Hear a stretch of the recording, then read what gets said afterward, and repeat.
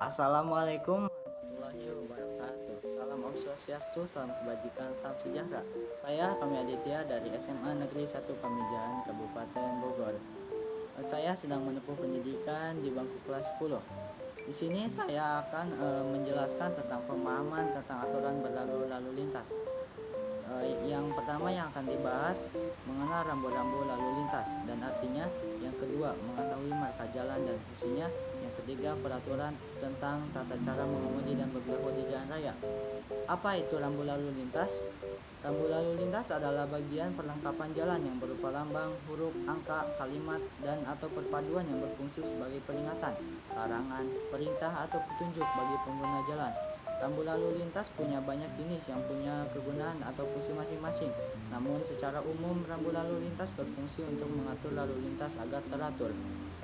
Yang pertama, rambu peringatan. Rambu peringatan adalah rambu yang memberikan informatif berupa peringatan akan kemungkinan adanya bahaya dan sifat dari bahaya tersebut kepada pengguna jalan.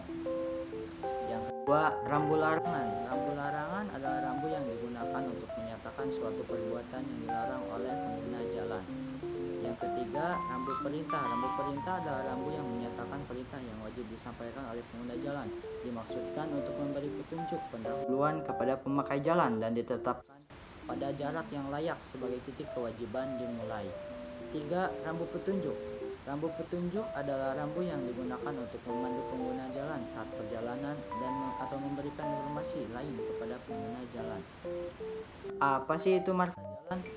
Marka jalan adalah suatu tanda yang berada di permukaan jalan atau di atas permukaan jalan yang meliputi peralatan atau tanda yang berbentuk garis, membujur, garis melintang, garis serong, seperti lambang lainnya yang berfungsi untuk mengarahkan arus lalu lintas dan membatasi daerah lalu lintas. Marka jalan dan fungsinya. Yang pertama, garis utuh. Tidak boleh melewati marka ini, menyalip karena resikonya sangat tinggi. Garis utuh. Garis putus-putus diperbolehkan melintasi marka ini apabila pindah ke jalur sebelahnya yang kosong yang ingin menyalip kendaraan di depan. Garis putus-putus. Yang ketiga, garis putus-putus menjelang garis utuh, menandakan bahwa marka putus-putus akan menjadi marka utuh. Selama garis masih putus-putus, maka diperbolehkan mendahului. Jika sudah memasuki garis utuh, maka sudah tidak boleh mendahului. Yang keempat, garis ganda, putus-putus dan utuh. Jika berada pada sisi garis putus-putus, maka diperbolehkan untuk melintasi marka jalan. Sebaliknya, jika berada di garis utuh, maka dilarang melintasi marka. Yang kelima, garis ganda. Dua garis utuh dilarang melintasi garis, baik pengemudi di sisi kanan maupun di kiri jalan. Peraturan cara mengemudi dan berperilaku di jalan raya. Yang pertama, memiliki SIM. Sebagai pengendara mobil, wajib menghukumnya bahwa Anda harus memiliki surat izin mengemudi SIM. Terlebih dahulu, SIM diterbitkan oleh Polri dan diserangkaian oleh proses yang perlu Anda lalui, mulai dari ujian tertulis dan ujian praktek administratif hingga screening, persyaratan usia serta kesehatan. Di dalam Undang-Undang RI Nomor 22 Tahun 2009 Pasal 286, fungsi SIM dinyatakan dengan jelas sebagai berikut. Yang pertama, SIM berfungsi sebagai bukti kompetisi mengemudi. Yang kedua, SIM berfungsi sebagai registrasi pengemudi kendaraan bermotor yang memuat keterangan identitas lengkap pengemudi. Yang ketiga, data pada registrasi pengemudi dapat digunakan untuk mendukung kegiatan penyelidikan dan intervensi forensik kepolisian. Yang kedua, mengikuti rambu-rambu lalu lintas. Setiap pengguna jalan harus mengikuti rambu-rambu lalu lintas yang berlaku. Ada setidaknya 6 jenis rambu lalu lintas yang perlu Anda ikuti, yaitu rambu peringatan, rambu perintah, rambu larangan, rambu petunjuk, rambu papan tambahan, dan rambu nomor rute. Yang ketiga, menghormati pejalan kaki dan pesepeda.